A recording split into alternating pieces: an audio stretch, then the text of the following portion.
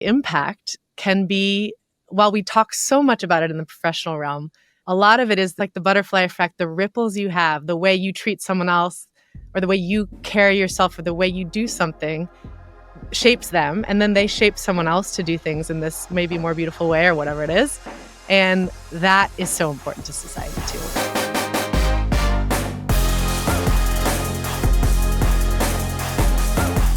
Welcome back to another episode of Good Work.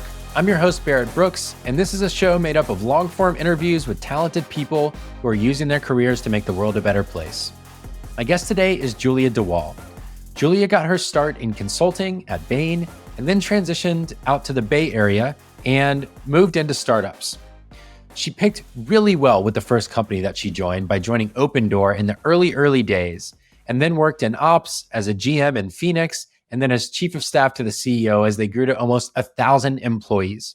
After Opendoor, she took 6 months off to travel the world with her husband and life partner, and she got the itch to get back to work.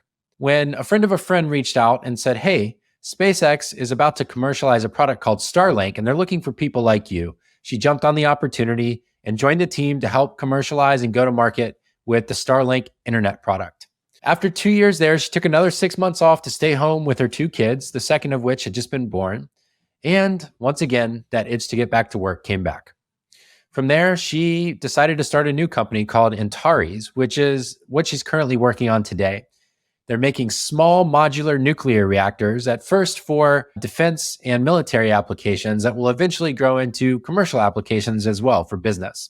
Julia's had an incredible career in startups. She's also a mother of 2, as I mentioned, and we get into what it's like to manage an ambitious career and to want to be a really thoughtful parent and friend. So please enjoy my interview with Julia DeWahl. Let's get to it.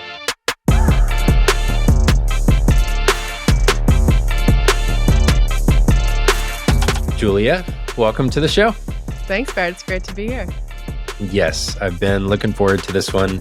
I want to start with the year that you spent in India right after college. And I was really curious when I heard that part of your story about what attracted you to spending a year abroad generally, and then why you picked India of all the places you could go. I graduated from college in 2009, which was right after the financial crisis. And it was one of those times where people weren't getting jobs the way they normally were. And I'd actually gotten waitlisted to work at Bain. And it gave me this opportunity to go travel abroad. And a bunch of my friends did as well. I had a friend in France, a friend in China. And it just felt like one of these opportunities where you knew this wasn't a typical graduation experience. Economy was in a rough place. And you knew eventually it was going to turn around. So why not go? And I wasn't planning to go to India, but I started reaching out to Dartmouth alumni to say, what would be a way to just get in somewhere foreign without just showing up, not knowing anyone? And so I kind of poked around in the alumni network and found this videographer, this filmmaker who lived in Delhi, and he was open to chatting. And I just said, listen, I was a history major. I can write a bit. I can research. Happy to just show up and help out. And so that was the hook into going to India and working for him. And so I worked on a documentary that is now on YouTube that you can go watch on Arunachal Pradesh, which is one of the provinces up close to China, and about the people who live there who are pretty isolated from the rest of India and actually have almost a merge Indian, Chinese culture and background. And so that's what brought me there. I ended up meeting a bunch of Fulbrighters too. So a bunch of people my age, a lot of Americans who also were spending time in India. So that was a fun crew to get in with, people who were curious, adventurous. They were sort of my travel buddies around the country. And yeah, I spent almost a year there. Oh, wow. That's incredible. What's the documentary called so people can find it? You know, it's funny. I knew you were going to ask me that. I don't remember the name. I'll have to send it to you. We can put it in the show notes. But it's on Arunachal Pradesh. And I think it was called something sort of generically that. I've never been to India. In fact, I'll be taking my first trip to Asia this year. My wife is from Singapore and we'll be traveling there for a couple of weeks later this year. However, I have several friends who are from India originally. And one of the things that they felt most compelled to share with me is how diverse the different regions of India are, and how, an average American might think of India as like the Indian restaurant where they eat. and how even food is such a diverse palette there, like ranging the full gamut of almost every experience you could have. And so I'm just curious what it was like to experience different parts of the country for you, and maybe what was surprising while you were there, having not traveled there before. Yeah, no, that's absolutely right. You realize how many different languages there are too. Not everyone speaks Hindi. You also realize it's Hindu and Muslim. Obviously, majority Hindu, and you do get that in the culture mostly. But there are so many regions. There are so many different cultures within the country.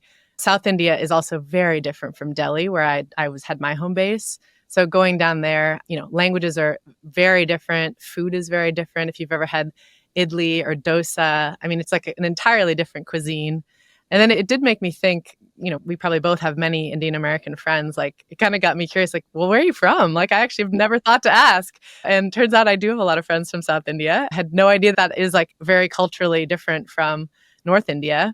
And it was also, I thought, really interesting to go up into the mountainous areas of India. And you get some more, again, you get that, like, there's a Chinese blend in certain area. You get even just more mountainous culture, which is so different than, let's say, like, really hot sort of tropical culture too. Just the way they build houses, like the type of food you eat, just by climate alone, you're going to be different. And I think the last thing being in India that really struck me is how much you realize it was part of the British Empire. I mean, so much of the fact, even just people that, basically everyone speaks English, because sort of like Western influence came through the British Empire, and you still feel it everywhere. It's kind of like going to visit, Eastern Europe, and you see a little bit of sort of Soviet Union remnants or kind of like Eastern Bloc, and you're like, oh, okay, so a little bit of history is visible to me in my experience of this place. And I felt the same way about that. I'm so fascinated by that for a variety of reasons. But now that you've given me the hook, I really want to know, what kind of work did you do as they were making the documentary? Did you actually go along to film, and what role did you play on that project? I was really there finishing it up. So all the filming had already been done. So I learned a lot. I learned some editing skills, which I have not used since. I did decide after this experience, I probably worked there about 5-6 months, that I was not going to be a documentary filmmaker. But I did a lot of writing and putting together, like, actually research, writing the script, helping with the editing, and just making it into a final product. What was really fun, though, when I was there is I met a couple of entrepreneurs and started helping out with a company that was doing basically, WebMD, except with video. So we wanted to connect people this is like before video conferencing was really a thing in 2009. Like, telemedicine was like very cutting edge. And so we wanted to connect Indian doctors with Americans who, instead of just being on WebMD, could dial into a call and chat with an Indian doctor, because, getting to your own doctor takes 2 weeks and you want something quick. And so we worked on spinning this business off. Obviously, it didn't end up going anywhere, but that was my first, like, oh, hell yeah, building businesses is really cool. I want to go do this. I did end up going back to the US and working at Bain before going back into the startup world. But it was that first, like, got me the itch on getting into building companies. That's so cool. Yeah. So you were attracted to it even then. I see lots of it's so much fun to look back with people about these early experiences and how they shape us. And, you don't know it at the time, like you're experiencing documentary filmmaking, running a company, traveling through different regions of a country that you've never been to before, connecting with Fulbright scholars, and who knows which one of those threads you end up pulling on to move forward. But the ones now that I can see from my seat as you share is like, okay, so there's always been, maybe you didn't want to make documentary films coming out of that, but you've always had this creative side where you're writing, you're podcasting, you're doing these other projects outside of your core work. I'm just curious, I was going to ask you about that later, but it's coming up now. So I'm curious, like, how does that creative outlet work? The writing, the research, the podcasting, at the time, filmmaking, how does that fit into kind of your career path over time? Do you view it as fueling your core career, or is it just something on the side that you do because you can't help it? I think they're pretty interconnected. The creative, it's like funny, I don't identify necessarily as a creative, right? That seems very, like, bold. And I'm like, I don't know about that. I'm like kind of a business person. But it's true that if you get back to the root of creation or creating, yes, I do identify with that. I love taking things from idea to concept to, actual implementation. Love setting up operations, setting up systems. So yes, I identify, I guess, although creator now has this other, it's a whole word now too, right? But as a builder, maybe I'm more comfortable with that word. But yes, absolutely. I think from day one. And it brings you all the way back to childhood, right? Like I just remember days, afternoons, weekends in the backyard just building things, right? I was very into the colonial days as a kid. So it was like I was doing the like hauling water, building mud pies, like being in the tent. I got into the frontier days, and then there was like wagons and things. But I think, from the very beginning, making things, building things, yeah, came very naturally. Yeah, that's really interesting. You've talked about how early in life you had many eclectic interests and how that kind of shaped things going forward. And you haven't gotten a lot into early life on other podcasts and things, but hearing things like this is so interesting to me, just like the early nuggets of how we get shaped, how our identities form. And I was just curious if there's any other of those kind of core memory type things or early experiences, I guess, that now looking back shaped what you do today. I think there's a lot about the household you're raised in, right? And yeah, mine was very like, get out of the house first thing on a Saturday morning, go do some stuff, and it wasn't fancy stuff, like take a hike, go to the park, like maybe you go to a sports practice. I went to church on Sundays, go to see other families, meet up at the pool or something. And then my family loves to cook. So we were always coming home, cooking quick lunch, definitely cooking, like spending time cooking dinner. And so our house was never like that clean, right? It was kind of always a bit of a mess. We definitely left the house like forgetting stuff or like, oops, we don't have a whatever. Okay, suck it up. And I think that probably shaped my willingness or interest in being just like fast and loose about stuff. I feel pretty comfortable in nebulous environments and new environments. It kind of takes a lot to ruffle my feathers, I guess. And I really enjoy that type of pace too, the like kind of fast and furious. I actually don't do well. And I admire people who do in places where you really need to be detail oriented, really go deep on something, be more of a perfectionist. I really admire it. And it's very complimentary too. I think I'm much more of a generalist. And probably there's a lot of childhood and probably some amount of nature too that just has made me into that type of person. And now I know that that's what I am. That's who I am. And you sometimes develop ways to compensate a bit. I remember when I worked at Bain, they had this, I guess, like catchphrase of being zero defect. Like you cannot make a mistake, and you cannot make a mistake in your financial models or whatever else. And of course, this was always my area of feedback. Like, you need to work on this. There's an error in your model. There's a this, there's a that. And it got me to figure out like, oh my gosh, okay, I need a system to check my work. I need to use checklists to make sure I'm like, going through and checking things off. I actually love that book, The Checklist Manifesto, Ato Gawande. And that has helped me become more detail oriented than I kind of originally was. And I do appreciate being able to, compensate for your weaknesses a bit and learn how to do that while also leaning into what your strengths are. Yeah, totally. Giving yourself kind of like some structure frameworks that allow you to operate day to day in those weakness areas if you have to. But I mean, we can see kind of the path that your career took. You're at Bain, and then you went into basically early stage startups where there's much more advantage to being comfortable with nebulous priorities and kind of greenfield thinking and like going in many different directions. And every little detail doesn't matter nearly as much at that stage as the big wins do. Before we get there, I want to just ask you one more question kind of about the travel thing. So, if you go to your website, you've got 3 top level things. I think it's like writing, investing, both very like linear to where you are right now, and then travel. And that was just so fascinating to me that the way I related to it, and I'll be curious to hear if this is how you do, is it looked to me almost like a way of documenting formative trips or things that you really enjoy around the world. And I know for me, I try and do that. I need like a visual way to be able to go back and enjoy something and have a framework for it. My brain just kind of works that way in an orderly type fashion. So I'm just curious, like, why the travel piece of your website and what it represents to you? Yeah. I'll have to say my website is not particularly strategic. And one of those things I work on every 3 years, I'm like, I should update my personal website. So, if I were to map it from scratch, it might look a little bit different. But writing was one of those things where I appreciate people's writing. Obviously, everyone loves Paul Graham's essays, like these sorts of things that are just part of, Silicon Valley 101 or like, what's infused the way you think in the culture. So it got me thinking, well, to do good thinking, you write, right? And let me see if I can write a few pieces that would be helpful or impactful for other people who are in my shoes maybe a few years ago. And so that's what got me to write, about joining startups, about being a chief of staff, which I did for a year. And just to kind of like give back and kind of see like, oh, can I do it? Like, can I write too? Because I appreciate other people's writing so much. So that's what got me going there.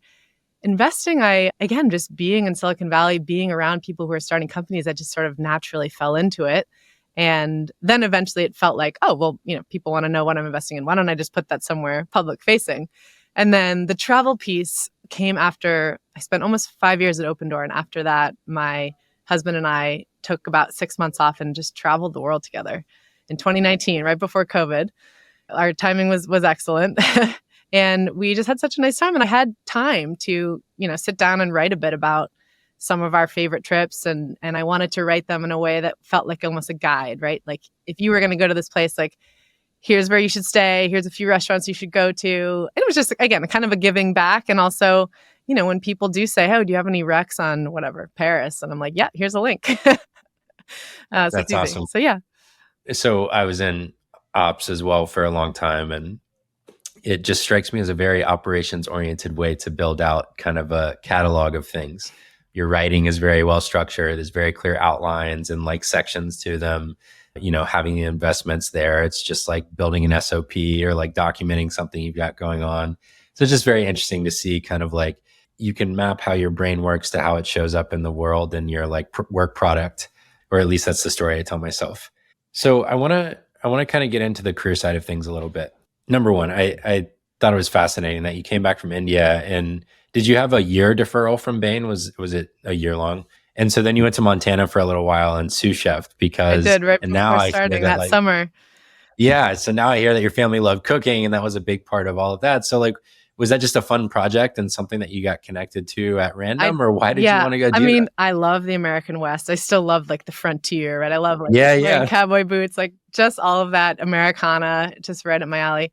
It just felt like, hey man, you're only young once, about to go on this Bain job. I'm going to spend the summer right before I started Bain working at this ranch that a friend of mine had worked at a couple of years earlier. And it was great. It was a different type of people, right? Different, mostly kind of like the cowboy types who live in the area, who are also, everyone's in their kind of 20s, maybe 30s, who's working at this ranch. And it was a dude ranch. So there were guests that would come for a week-long trip. And you could have had like a great sitcom out of this whole situation, right? It's like the young staff with the romance and the intrigue and the this, and then you have the like, whatever, snooty guests that are coming in. And it was a really just honestly, purely a fun time. It was probably the first time though I'd had any sort of close relationships with very conservative. Really, like they would self-identify as like, we're kind of redneck or whatever.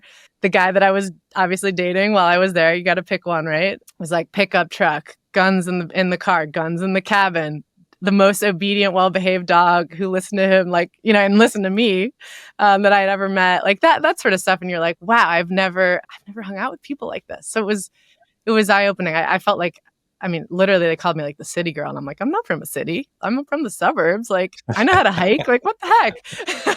But they were like, oh, you know nothing, girl. So that was really a fun formative experience. And then it was, certainly night and day from moving to Boston, working at Bain, being in an office all day long. I feel like I really actually developed a lot of work stamina those couple of years that I worked there. And I think grew in a lot of more cerebral ways. And that was very formative and actually where I met my husband. So important on that front too. Oh, I didn't know that little nugget. That's awesome. Did you get stuck on chopping like one particular veggie every day, or did you at least get a little bit of diverse experience? You kind of do. Yeah. It was also basically the same menu every week. So it was a dude ranch. Yeah. Like this night is when you do ribs. I was actually sort of abhorred to find out that when we made ribs, we put in like fake smoke flavor. Yeah. You're like, oh, these are all the dirty secrets of like ranch life. Right. You work at a restaurant or in a kitchen for a while and you really learn some things about food service. Yep. Okay, I digress though. Bring it back, Barrett. Bring it back. All right. So you went to Boston, you joined Bain, and you were there for 3 years, I think. And at some point you made what in hindsight looks like a strategic decision to transfer offices right out to the Bay Area. And so I was really curious about whether that was in anticipation of making a move out of Bain, or if it was just kind of you wanted to experience the other coast and it happened to work out that being in the Bay Area, you ended up getting connected to startups. What was that kind of path from moving out there, leaving Bain, joining Opendoor, and the decision making along the way? Yeah. Dan and I were dating at the time, and we were, both at Bain. And he actually was the one who initiated the conversation of moving to California, moving to the Bay Area. Okay. He was going to leave Bain, which he did. And I think both of us were very drawn to the Bay Area because basically the most ambitious and kind of go-get-em people that we knew were headed out there or were already there. It was pretty obvious move for both of us. I did stay on with Bain another year when I landed in San Francisco, but it was very clear to me that working in startups was sort of the draw, and that was the thing everyone was doing. And so, that's when I ended up connecting with Eric, who had just started Opendoor, and joining there. Again, just one of these like friend of a friend intros. It was one of those like, hey, I have this sort of generalist business skill set, happy to use it. However, he was kind of like, great, well, we're like setting up the website and we need someone to basically answer the phone when the customers call. And I'm like, cool, I can do that. Let's go. So that was, my first job was the customer experience person there. And, obviously that becomes so many more things when you are one of the people, along with Eric and the founders, of like talking to the first customers. Is you really get to know what kind of business you're building, what value are you going to be delivering, how should you explain what your company does, how should you explain the benefits of working with Opendoor. And that helps you eventually do the product work, do the marketing work, do the sales work, and kind of stand up the sales org. So that was, it was a very, very formative experience for me. And going back to writing, the first piece I wrote was basically how to transition from consulting to startups, because they are really different and the culture is really different. I was definitely in for some culture shock moving over, and I'd never worked with software engineers, never worked with designers. But once I was there, I just, just felt so right.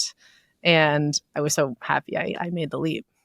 Yeah, it's interesting because it's not the most uncommon path, certainly into startups. I mean, consulting, being at a company like Bain, coming from a university like Dartmouth, like there are things there that people might look for as signaling devices for, oh, this person might be high potential, high trajectory, but the adjustment is massive.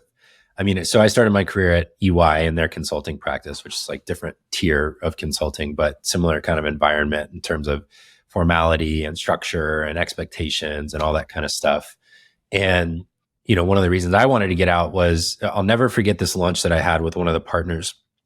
There were two experiences after which I knew I could never go back to work there. So the first was I had this lunch with a partner, and I had been there, 6 months, and it was review cycle time. And they told me, you can't participate. You haven't been here a year. And I was like, okay, whatever. Well, I'm going to submit a review anyways, because why not? And so I went and meticulously documented everything I had been working on. And I had sold a new project into GE Energy, which was my client at the time. And so I submitted all this, and they gave me a pay bump and whatever, you're like level 2 kind of thing 6 months in. So I said, okay, well, maybe the rules can be broken. And so I go and sit down with this partner shortly after this, and I'm like, okay, so what do I need to do to make it to staff 2? It's like I was staff 1, level B or whatever, and I wanted to get the actual promotion. And he says, you wait 2 years. I said, well, okay, but what are the requirements? And he said, you have to wait 2 years. And I was like, okay, I understand. Yes, I understand. 2 years, got it. But what are the criteria on which you make the decision? And he just was adamant. You can't do anything. You have to just be employed 2 years from now. And I remember thinking, that is stupid. That's the stupidest thing I've ever heard. Now, from my seat now, I can appreciate the fact that time actually does bear fruit. So being in situations, just getting exposed to more things, developing executive presence, all that type of stuff. Okay, got it. But that was the first moment. The second one was I volunteered at the summer camp for children in the foster care system. I was in Atlanta at the time. That organization had hired an executive director right before we got there that summer. And she comes in, she's like guns blazing, classic problem of a new hire in an executive role in any organization, just like my way or the highway, setting new rules, new process. And you've got 25-year volunteers. Who is this lady? And what is she doing? And I'm not coming back if this is how this is going to be from now on. So midweek, the board members who were there got together and decided they were going to let her go. It was really bad cultural fit. They didn't want to have her there. And the board chair comes into our staff meeting one day while the kids are napping and says, we've let so-and-so go. We're going to be recruiting internally now for the executive director for this organization. So we'd really like one of you counselors to apply. Let us know if you're interested. And this was after I had that meeting with the partner. And I realized, oh, there's another path through life where you could be the executive director of a camp serving children in foster care who have been abused and neglected. And that's like your job. That's what you show up and now the pay structure and all of that, quite different. But that broke my brain in such a way that I couldn't keep doing it. It was like, I actually can't go back and sit in the basement of GE Energy and look at spreadsheets of like tax documents that are missing or whatever I was doing at the time, knowing that there's another path over here that's so much more impactful. Anyways, sometimes I take the liberty to share my own stories while we're on interviews. So there you go. You get one of them. I'm curious though, if that sparks anything for you about the decision to leave Bain and kind of like what made Opendoor attractive and what was the pull towards that company at the time that made you say, okay, I'm going to leave this really secure, well-paying path behind that's pretty structured and go over here to something completely uncertain in many ways. Yeah. I think, to be totally honest, getting into the Bain job, I knew it was a bit of a stepping stone. It was sort of delaying the like, what am I doing with my life question a bit. It was almost like a continuation of education, just a bit more practical. Like I did not have any spreadsheet skills before going into working there. I now do have some spreadsheet skills, although granted, they're slowly atrophying. But I did know that. And I respect the organization very much. I think they do good work for their clients. And, you know, that's the way the kind of markets work. And yes, for me, that would be very boring to still work there.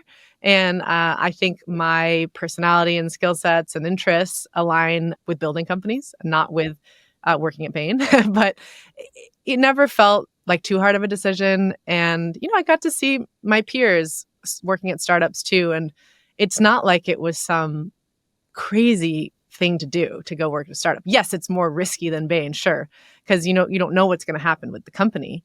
Opendoor, you know, I was so fortunate. It went on to grow and give me a lot of personal opportunity, and you know, eventually IPO and do really well, which isn't always the case. So you do take that type of risk, but you're always going to learn something. Gosh, you really are. So it wasn't too hard of a decision, honestly. And I think it takes a lot more guts to do something even more out there. You know, it's like, hi, I'm going to go become an artist, or I'm going to move to the country and start a farm, or, you know, whatever, like something that people really give you like the side eye, like, what the hell are they thinking? And part of me, to be totally honest, was like, I need to do something riskier. Cause like what I'm doing now, yes, is risky, but I think it's very much on the path of like, people admire it, people look up to it. Nobody's fazed by risk or thinks that that's weird in Silicon Valley culture. So to do something really different, I think is cool.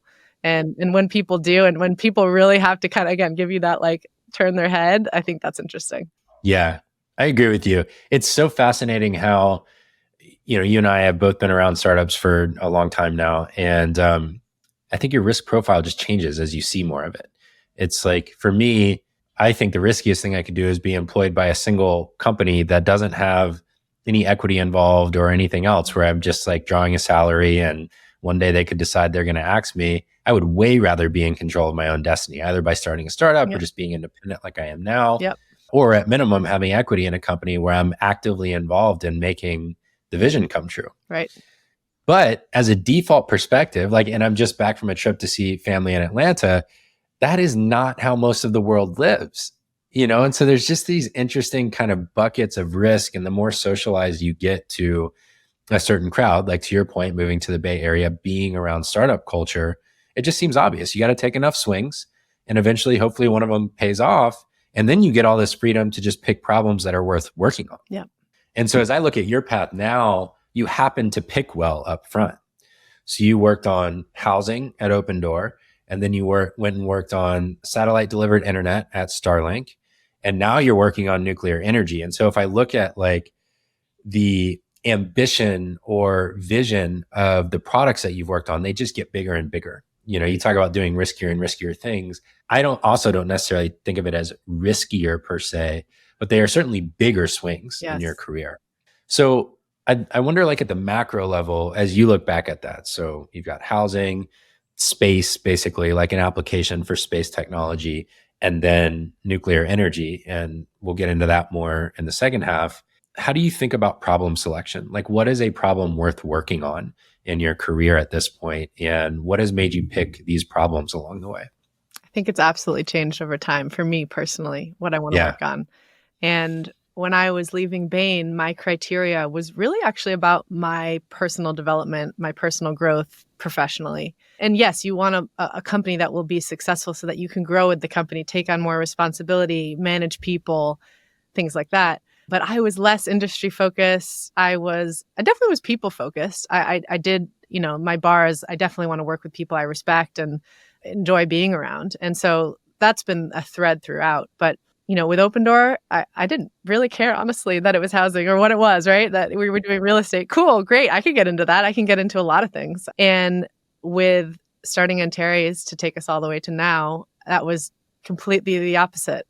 I left SpaceX for about 7-8 months and thought a lot about, I had already been thinking a bit about nuclear while I was at SpaceX, but really deepening that, exploring that. And it felt like either I would not work on things. I have 2 kids at home and plenty of other stuff to be doing. The bar for leaving the house every day, rises as you have children. Or, I have these very specific problems I want to solve that I think are important for the world, and that my skill set in particular, I think can help further the cause. There are actually some things that I, think are really interesting. Biotech, for example, that I'm like, I don't know how much I can really do for that. And so maybe not a good fit. Nuclear, and we can unpack this a little more though. A very, very interesting and complex go-to-market problem. And those are the types of problems I really love. And Packy and I, by the way, had such a fun time doing the first episode of Age of Miracles on nuclear and kind of starting to unpack some of that, like what's been holding this thing up. But yeah, to kind of go back to your original question, my criteria for what types of problems I work on is definitely changing over time. And I imagine it will continue to evolve. So I'll ask a direct question. You don't have to answer it. I know for me, my problem selection has changed as I've gained more financial freedom.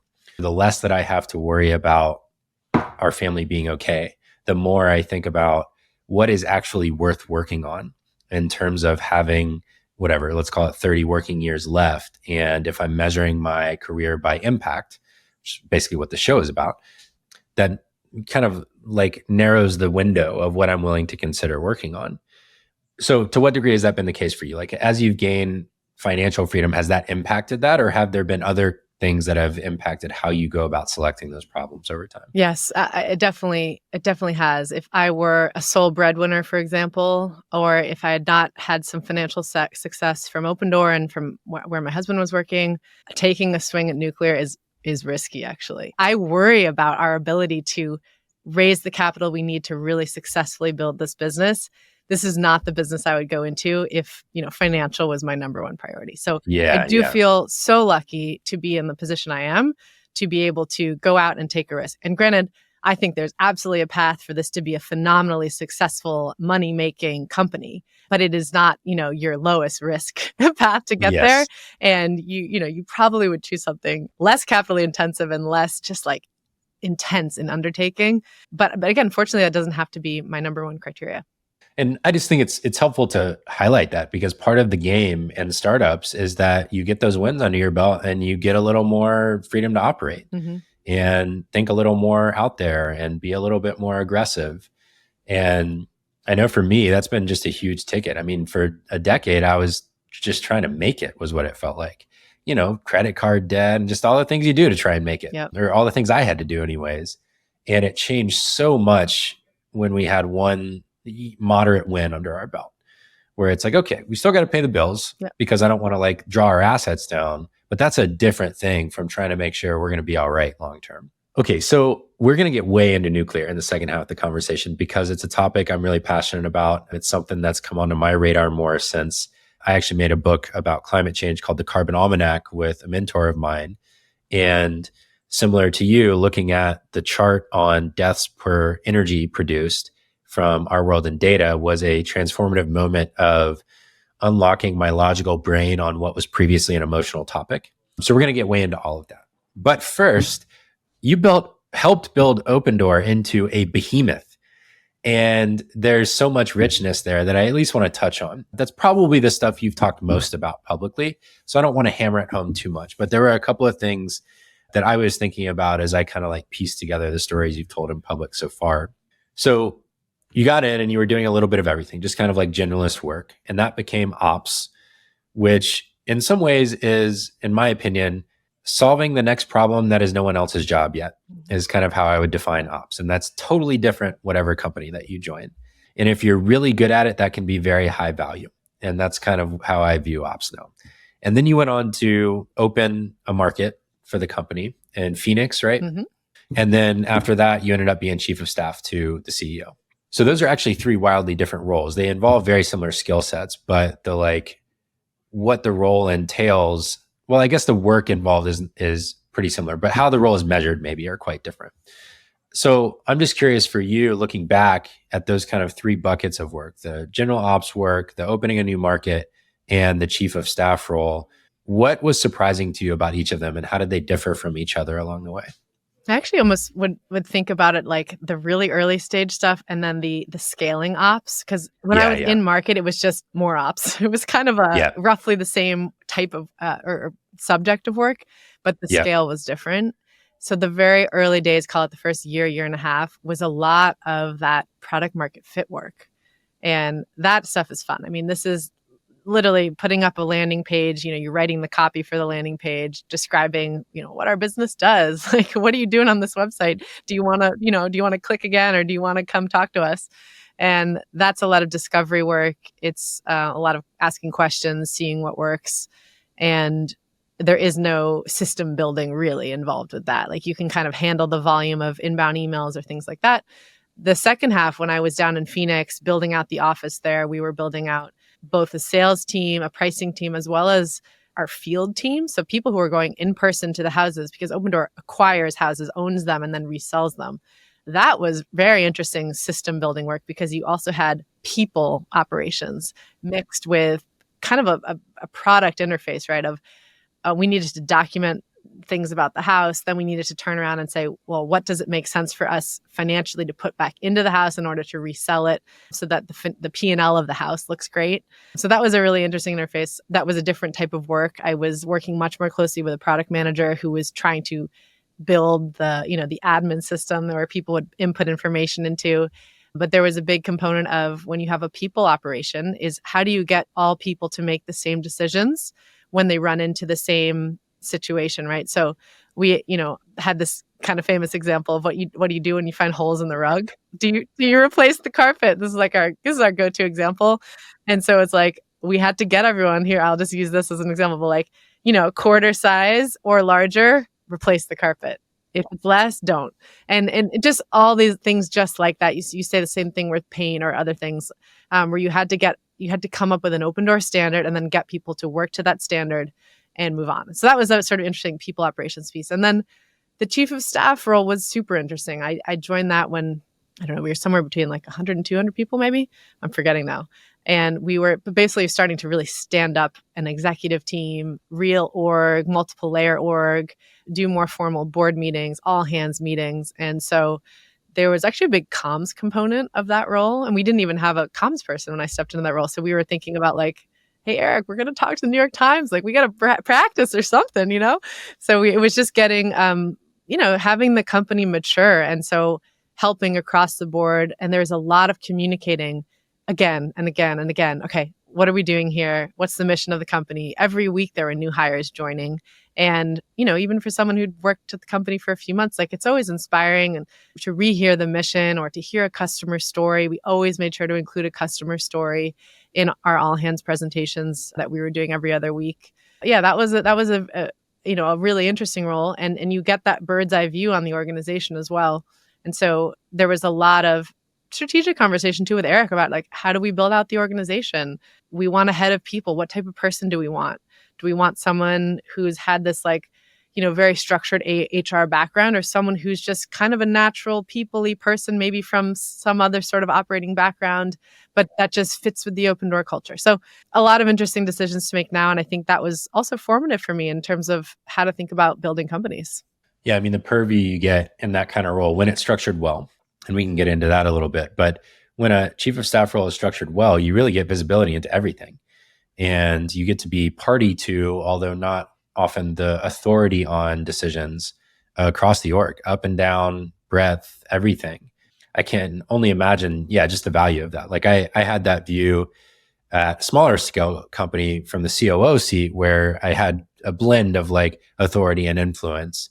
And it just is so valuable to see every function, to see all these like hairy decisions and how they go from one-off things to systematized things and so much else. Yeah. One of the transitions that you've talked about in terms of building out the ops of the organization is kind of like the early day stuff of no code tools, stuff that's just out of the box, having like an Asana checklist for what it means to sell a house and like documenting that from end to end of, okay, so you got to go find houses and how do you evaluate pricing data for what we can acquire it for and what we're going to sell it for, what can we spend on it, just all the stuff, the inspections, the repairs, and then transitioning from that type of work where I would call it almost like mechanical turking the problems that are you're facing, because you're really trying to figure out what matters here in solving this problem. You can say what you think it is, and then you have to go see, does that work in the real world? And then you ended up developing ops into something quite a bit more mature, where you had engineers, product manager, building internal tooling. This is a little bit of like inside ops baseball, but I figure there will be at least be some people who care about that. What was that transition like? Because those are different jobs. One is like hustle and get things done, and one is be structured, understand if a process is mature enough to turn it into something that an engineer is going to spend time on. So how did you have to grow through that transition from the kind of like block and tackle hustle to systematic building things out structure? I think I had to learn a lot more about how designers and engineers work and why they work the way they work, and culturally how to interface. And so let's unpack that a little bit. Changing things is easy in Asana and your checklist. Changing things when you're coding and building that out in a tool is much harder. It's kind of like the measure twice, cut once thing, or measure multiple times, or live with something broken for a long time, or hack your own solution temporarily and try it out basically before you officially build it out. So there was a lot of learning about, how much to spend hacking it, even in part 2, right, where you're with the engineering team, with the designer, like still hacking it yourself and like coming up with your side tool, like figuring it out so that you've really developed something that is going to work for a long time, that will be robust. You've thought about the edge cases, because the edge cases are killer. And so you have to spend time doing that. And the other thing is I do think an effective, call me the ops partner with a PM and an engineer and a designer, is to bring them in on the operational problems, right? And so actually having our PM used to come down once a week for weeks to Phoenix, and we would sit together. And that was important, right? For him to really understand, okay, go shadow this person who's going into the field, who's going to look at these carpets, who's going to eyeball it to see if it's a quarter size or whatever. And then, where is this person going to write these things down? What would a checklist look like for this? So bringing people into the fold of operations and what happens day to day, again, where the edge cases are, getting them to understand, I think builds their own intuition, which will then seep back into the design work, the product work, and what's actually built in the end. Yeah, because in a way, or not even in a way, in actuality, the people in the field are the customer for that kind of thing. They are. When you're building internal tooling, it's the people using the tooling that are the customer in that case. And so you have to understand their reality the same way you do people in market, customers in market. It's a really fascinating set of challenges. So I get to grow from about 3 million to 30 million in revenue and 20-ish to 75 people. But we were a pure software business at ConvertKit. Mm-hmm. Totally different set of criteria and all of that. Whereas every company that you've worked at in the startup world now has a real world component to it. Houses, satellites, nuclear reactors, it just adds a layer of complexity that's quite different. And a staffing model that's quite different. When you need to have people in the field looking at holes in carpets, for example, that's totally different from a software staffing model. And so there's just layers of complexity to this. And in some ways I'm kind of jealous of, because you got to dive right into that, added layer of complexity there. You haven't worked in a software business, so maybe you can't compare it directly, but you've invested in some. And so I'm just curious, what now that someone would need to know when going to work at either a software enabled hardware business or something that merges into the real world that you didn't expect going into that. Yeah, I don't have the direct comparison to an only software business. So I really can only speak from my, I guess, more atom space working. Let's think. I mean, the question is like, what's surprising or what? Yeah, basically, like, what are the added layers that maybe someone wouldn't anticipate if they were trying to? Many people are trying to make the transition from software to hardware right now because hardware finally is kind of hot in the investing space, and there's like funding available that wasn't there 5 and 10 years ago. Yeah. So, what might surprise people as they're making that Well, transition? I actually will say this. Let's compare software-enabled tech, the Opendoor type model, with an actual hardware business. And that is night and day. I honestly think Opendoor almost looks way more like software than it does like building hardware. And I mean, building hardware is not for the faint of heart. It is frustrating beyond belief in some ways. Supply chain stuff. I have so much respect for mechanical engineers and systems engineers who are thinking about the properties of a piece of metal, how it heats, how it vibrates, how it works with salty air, whatever. Like, I'm not even using all the right technical terms. It's just like, it's a real challenge. I don't think I had any comparison to working at Opendoor. There wasn't really anything like it. I think in a funny way, you can think of the people operations component of Opendoor as an extension of the operation, the software operation, basically, right? It's like people will input in and output it and a thing, right? And it's sort of predictable. You go into the hardware world and you're building something, and building the thing itself is hard, right? Putting together pieces of metal and making them perform in a certain way, that's hard. Then you have supply chain, logistics. You have all of the timeline issues that creates, like, Gantt charts beyond belief about what part comes in when, what qualification process does it need to be verified on, and then you can finally start using it. So they really are different. That said, all this stuff is learnable, knowable. There's plenty of people out there that have gotten some great work experience working at the SpaceXs of the world who are now leaving and basically taking the know-how and spreading it just the way, the engineers who came to work at Opendoor spread that to me. And I learned a little bit about what it means to build software. Now it's like, okay, I know a little bit about what it means to build hardware. And I'm so happy to see this trend of people going from software to hardware. You talk about taking on hard problems, like challenges, risk, like this is where it's at. So I'm fired up that this is happening. And I love that we have the internet now. We have, we've had the internet for a little bit, but the point is ideas can spread quickly. Know-how can spread quickly. And we're going to get more and more tools at our disposal, right? Think of all the AI tools that will, and just all the tools that I know that our mechanical engineers use to build all the subsystems we're building now for our reactor. It's, we have these great tools. Now we just need to put them to work, raise the capital to do it, be smart about all the pieces that need to come together. Again, I'm thinking supply chain here of like getting all your parts, like working with these vendors that are pretty old school, getting them up to speed and building what we need to build. Yeah, I mean, the internet point sounds almost kind of funny if you take it at surface level, but really it's like the fact that we get to take the internet layer for granted now and build on top of it, and take the software layer on top of the internet layer for granted now, and apply that to hardware. That's actually what enables all this stuff, because there wasn't the efficiency before that we needed to make it compelling, or to make it even feasible in some cases. So like I had Phil Ehrenstein on the podcast. He'll probably come out after your episode, actually. So look forward to that if you're listening to this.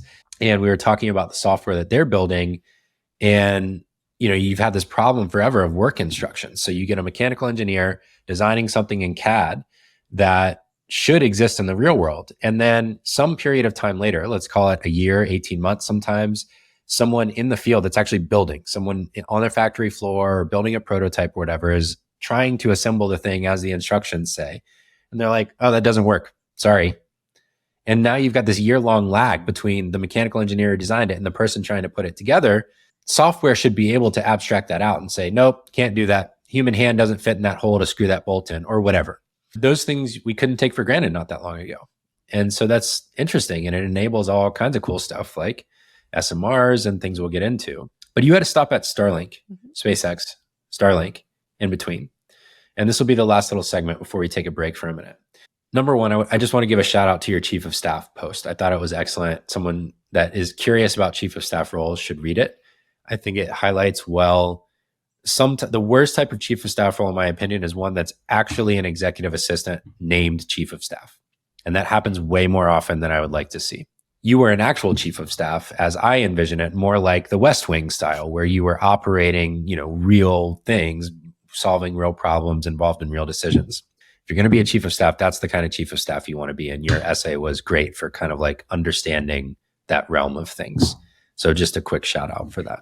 When did you know that you wanted to leave, or that it was time to leave Opendoor?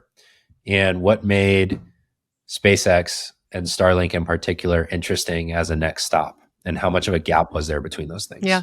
For me, I had just started to get this feeling like I had had a great run at Opendoor. It was a big company. I mean, more than 1,000 people when I left. And which is why, I mean, you got there less than 10 people. Yeah, 10th employee. And they were at that. I mean, that is, to pick that as your first startup is absurd. It's truly absurd. You get a little sprinkle of luck sometimes. Yeah. You do. I mean, that is awesome that you got to ride that whole time and see the difference in companies. I mean, it's not even the same. Oh, it's so different. It was so different. Different plans. Mm-hmm. Yeah. But very, very, I feel very fortunate to have been able to see it through so many different phases and been a part of shaping it. And yeah, so there wasn't one thing. It just sort of felt like time. And Dan, my husband, and I wanted to do some travel before we had children eventually. And so it just felt like, hey, now's the time. He had also been 5 years working at Coinbase, and we left around the same time and traveled for a bit, went to Europe for a while, went to Taiwan, Japan, New Zealand, did some outdoorsy type stuff, bike trips, things like that. Yeah. And I really, really lovely time. Can I pause you there for a second? Yeah. What a beautiful and rare thing to get to do that overlapping with your spouse. It seems like you're very grateful for that and aware of it, but just reflecting it back, it's like my wife and I studied abroad together at Oxford for a semester in college, but we were still in college. We didn't have any resources. We were poor as dirt and just trying to get by. But that was an incredible experience. But to be able to do that now or within the last 5 years would be incredible. So I guess my question coming out of that is, how did that change or deepen your relationship to one another? It was phenomenal. It really was. We were working really hard those years in Silicon Valley. I mean, never eating dinner together at home. We were always at the office. He was at Coinbase, which had a really big run too, very similar actually. Again, we feel so lucky. We both had these, just really meaningful professional experiences. And we finally took a break. And I think we laid a very solid, just rock foundation for a future family to build on, because we actually spent a lot of time together. In Silicon Valley, we were working a ton and loving it, right? And then also socializing a ton, right? No kids, like everyone's like doing weekend trips to Tahoe to ski, or honestly working on some weekends and just being in the office with other people. So it was great for that. I also loved we spent the summer in Europe, and just the way they live there was so refreshing from being in such a work intense environment. Was so different. I mean, we just let ourselves get bored, right? We were like, wow, we just have just luxurious amounts of time, which again, now in my day-to-day life, I can't even imagine. I can't even imagine having an hour free, right? So it was a very special, unique time. I think we knew it was very special. And so we really tried to make the most of it, but also didn't jam pack it. We tried to leave it open. We read books, went out to dinner a bunch, we had friends visit us along the way, which was also really fun. So very special. I mean, for anyone who gets the chance to do that, especially pre-kids, it was really fun. Although we want to run it back in the next 5 to 10 years with kids. So spending some time and just getting away from the US and American culture, which is hard charging, is a really nice reset. And actually we were sitting in Italy, terrace, late, long, leisurely dinner, and there was a bunch of kids just spilling out with their multi-generational families. And it's what actually inspired us to have kids. Nobody talks about kids in Silicon Valley. At least where we were in, 20s into early 30s, no one was really talking to kids. I didn't know anyone who had kids. And we were like, oh, we should start a family. I kind of think we knew eventually we would, but that really got us to say, when we get back, we need to start a family. This is important. This is a priority. We can't just keep pushing this off. I have very mixed feelings about some of the egg freezing and delay everything. Because now, as someone in my late 30s wanting to have another child and knowing it's hard to have a child, you're kind of oh, that's kind of a disservice in some ways. I don't know. I've become more of a champion of children and families. And I wouldn't have talked to you for a second about kids at the age of 31, 32 or before that, right? So that's changed. That changed me a lot. And I don't know if it was really Europe as much as, it was partially that, and it was partially I don't know. Finally, I guess when you have kids, then you kind of understand it. And I mean, you Yeah, have a couple kids. It's like, I it was a very do. formative, just like life experience to go through becoming a parent.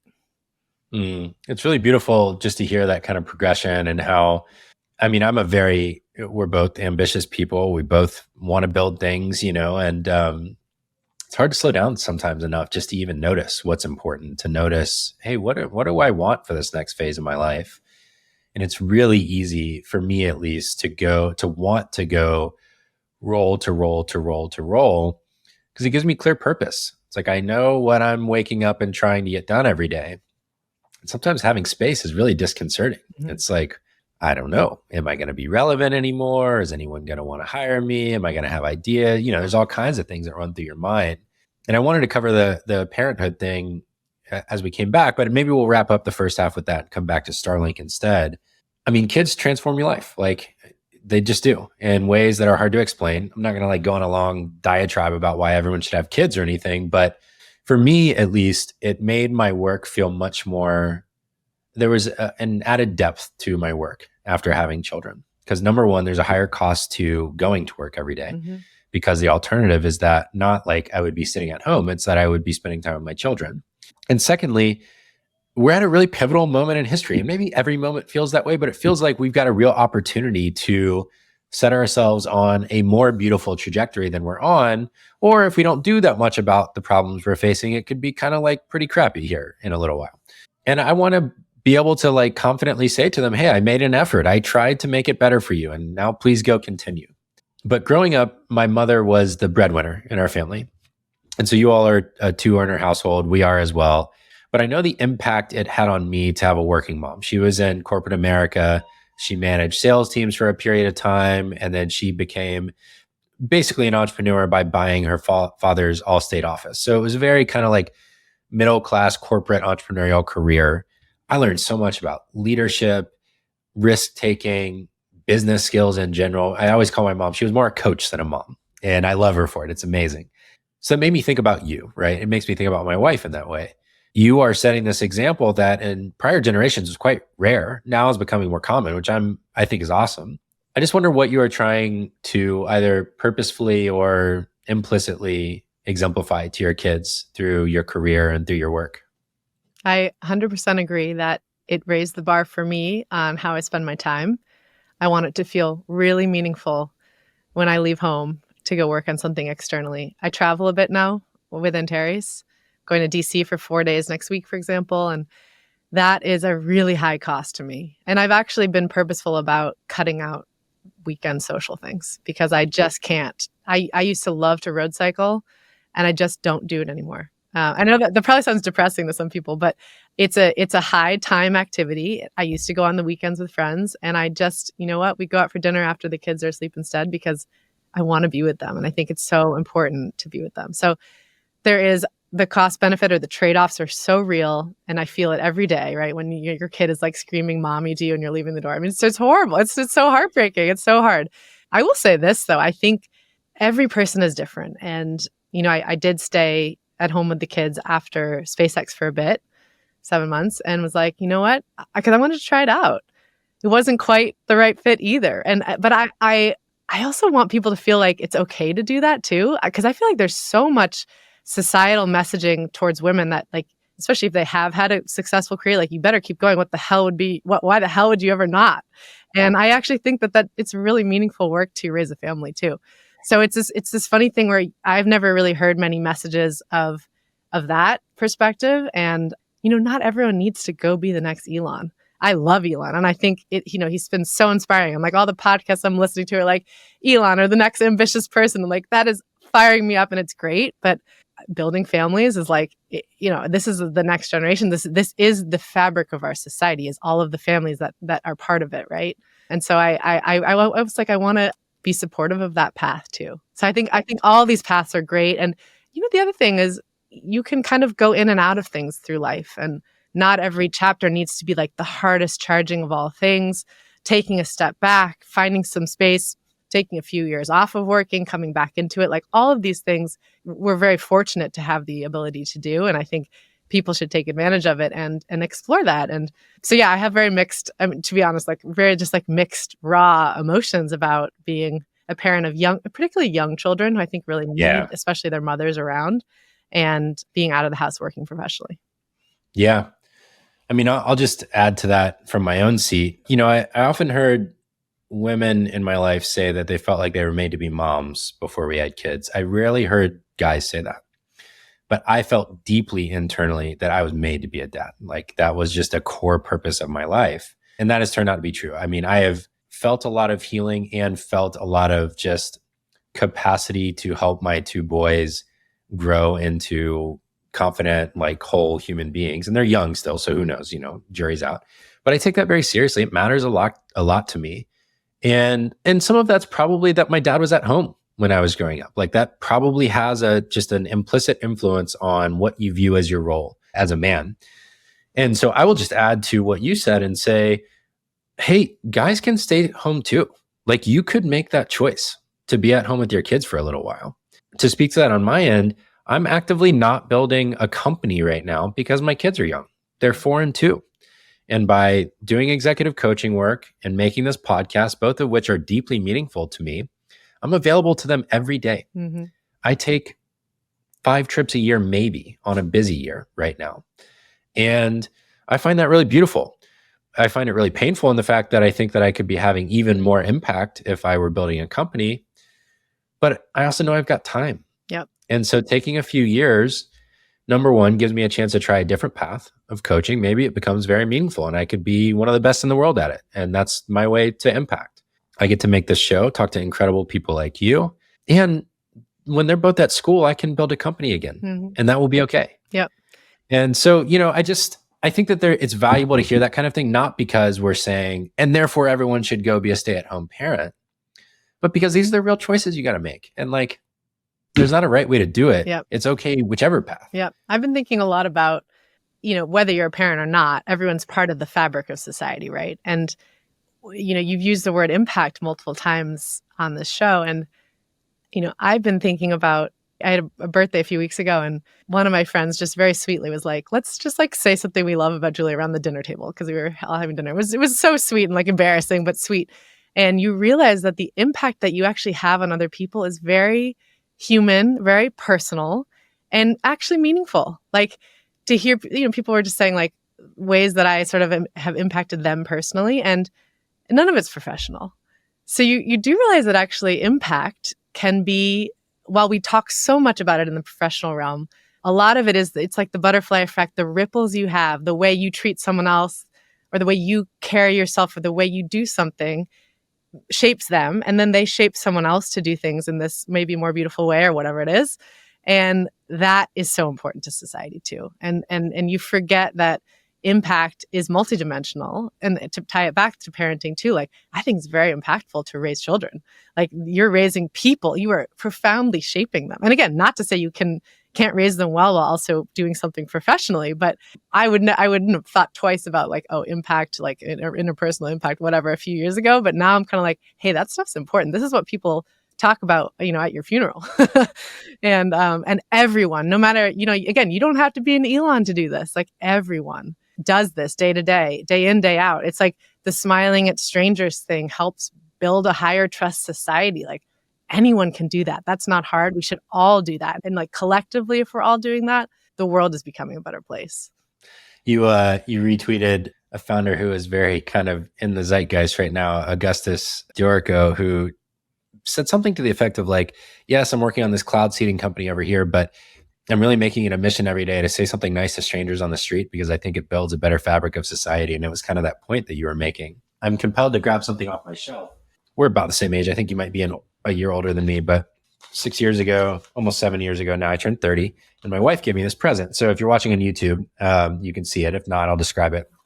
It's this book, and my wife solicited short letters from 30 friends for my 30th birthday.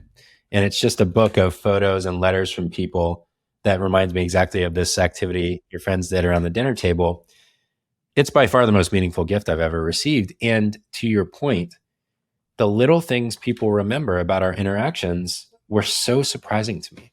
It wasn't like I built this company or I did this thing that Yeah. was, some award or whatever stupid thing that we use for status. It was like, you call me every month or something. Yeah. Right. So I'm curious as you sat around that table, just because the coach in me can't help but actually stay here for a second.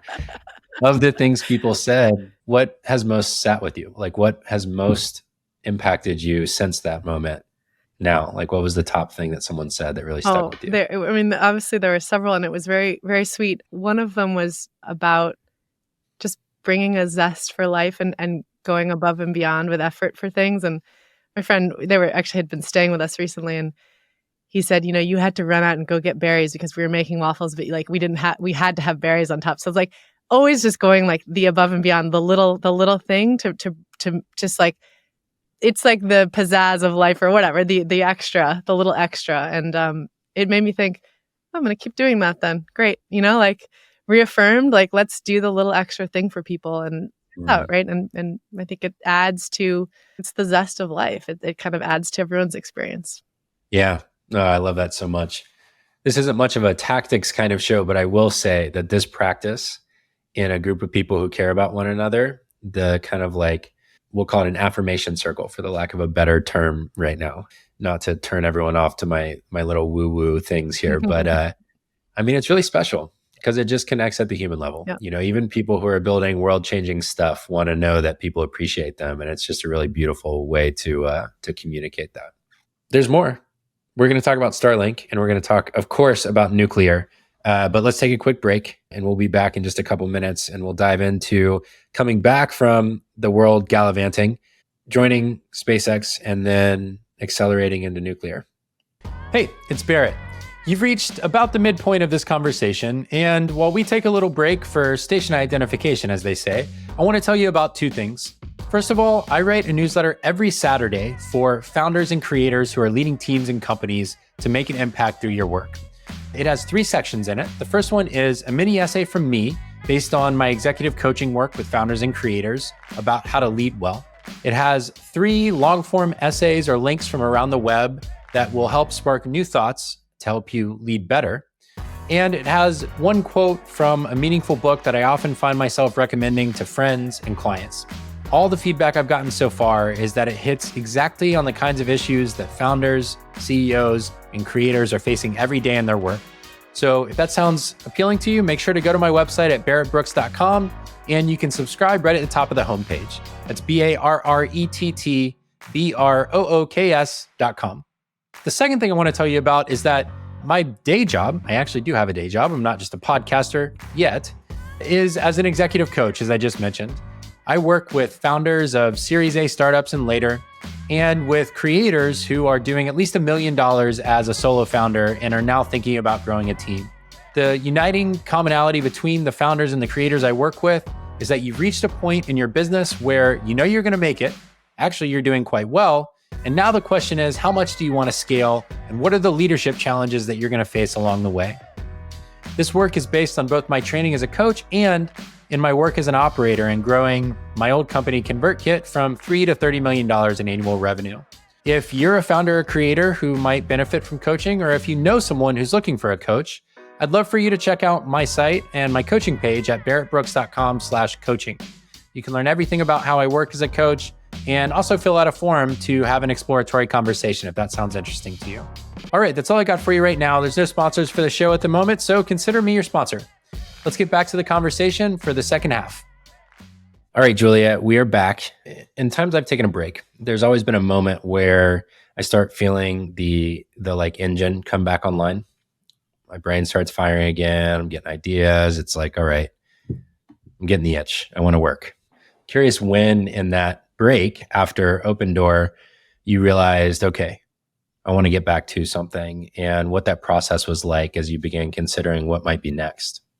Well, I had the travel right after Opendoor. So there became a time where it just felt like, you've eaten too much dessert. It was like, okay, we've had a really, really, really good time, and we're getting a little bored, like a little tired of, eating out and having all this free time and sightseeing or whatever, reading books. We just felt, both of us at around the same time, just felt the urge to get back to working on something. And SpaceX for me was, obviously a company I knew about and respected. I'm not like a deep space nerd, so it's not like I had studied everything about the company and, it was like my lifelong dream to work there. It really wasn't. But a friend of a friend was like, "Hey, have you heard about Starlink?" And I was like, not really. Like, what is it? What's that? And they're like, well, they've been developing space internet. So satellites that are going to beam down internet, especially to remote and rural places. They are going to be coming out of R&D soon. And I know that they're going to be looking for roles on the go-to-market and business operations side. And I was like, oh, really? That's exactly the type of thing I like doing. And, I've always admired Elon. I think he's an incredible company builder, an incredible innovator, just like, one of the heroes of our time. And I went down to interview, went down during COVID, deep COVID. I mean, no one was on my flight, 2020. And interviewed in a mask. But of course, every other company's work from home and everyone at SpaceX is still there. So, meeting everyone in a mask. And yeah, it's funny. I mean, I interviewed with 4 or 5 engineers and they were like, well, we're, looking for a kind of consumer facing business operations go-to-market person. Seems like you've done some consumer stuff, right? It's like, I have, yeah. And I haven't done hardware and I don't really know much about like engineering, but great. This could be very compatible. And it turns out it was. So I joined. That's what brought my husband and I from San Francisco to Los Angeles, which is where we live now. I think we were sort of only open to move. I don't think we ever would have moved if we hadn't been off, right? Been like traveling and just neither one of us was tied down to anything in the Bay Area. And we hadn't started a family yet either. And it was COVID. It was a really weird time. Like no one was really seeing each other. We had some friends actually just leave San Francisco and never came back or came back much later. And so I think that was the only reason we ended up like leaving because we were so happy in pre-COVID San Francisco life. Like we imagined we'd just live there for forever. And who knows, maybe we'll move back there at some point. But yeah, we moved down to LA and I started working at SpaceX and it was kind of, as you would imagine, very 0 to 1. There were no customers yet for Starlink. It was just like a landing page on Starlink.com where you could put your email address in to stay updated or whatever. So I kind of became the PM of Starlink.com and helping build out like, what's the copy going to say? How are we going to take orders? How are we going to do payments? It was very, standing up a business, but obviously backed by this big organization, a big company. There was a long waiting list of people interested in the product, which is like not typically what people have when they're trying to get distribution, right? It's like backed by Elon and SpaceX. The problems were different. We were not really looking for customers actually ever for the 2 years I was there. Build it and they will come was true. Was true. So yeah, it was a really great chapter. I got exposure to the hardware side of things because our tiny little business team sat right on the production line in like a, drafty kind of damp warehousey space that had been converted into a production line for the dish itself. It was neat. I mean, everyone works the production line at some point. So I got to go and put actuators on by hand, like over and over to attach the dish to the base. And the actuator can rotate and things like that. So it was really neat. You see shipments come in, shipments go out, like massive scale of things, your raw materials showing up and then your dishes going out the door. It was a very different sort of, like not cushy, right? There's no free lunches and snacks and all that. There's like some basic black coffee and that's it. It was a very different just vibe than working at Opendoor, which, had a lot of the perks of Silicon Valley, especially in that era. And it felt very different and it was very impactful on me. And I don't think at this point I would go back to just working on a software company. I think I've been really drawn to the challenge of hardware, the like need for it, right? We're going back to impact of like, how do we get more people excited about this space? I'm glad to see people are, right? Because I think it's important for our country to it's like learn how to build again. Yeah, it really is. I was just going to say that it's exceedingly rare, especially for people of our age, to see a thing, especially a complex thing made, actually made on a line. That just doesn't happen very often. Oh, it made me think I must have had some massive gap in my education and my upbringing. I'm like, how have I never been around this? It's like so fundamental. It's almost embarrassing to me that I had never been on a factory line before. Right. And how would you? It's like we're not doing school tours of factories and stuff like that. But you look, if you're listening to this, whatever setting you're in, your home, your office, your car, doing dishes, just look around at all the shit nearby that has been made and think, I wonder where that got made. I wonder how the parts get put together. I wonder what raw materials are in it. I mean, it will really, once you go down that rabbit hole, it'll break your brain a little bit for a while thinking about these things. Yep. So obviously SpaceX gets associated, a little bit of a right turn back to what we were talking about, but I want to come back to the making things. SpaceX gets associated with Elon for obvious reasons. I mean, he was the founder of it. He's like brought it to life. He's the front man a lot, but he has a business partner there who is really running the show, that's in charge. I'm curious what you saw from her and what you took away from her leadership and what you learned from her while you were there. I loved working with Gwynne. She's fantastic. She's just sharp, and she interfaces well with Elon. Like it's a very, I think, rare and important combination. But Gwynne is absolutely the operator. She leaves all the technical decisions and like the vision strategy of the business to Elon. And she's there to make sure she's extra commercially minded. Although I give Elon a lot of credit as an engineer at heart, and first and foremost, he's also incredibly commercially minded. And that's actually where they sync, and they're, in line on like, how do we grow our launch business and now Starlink.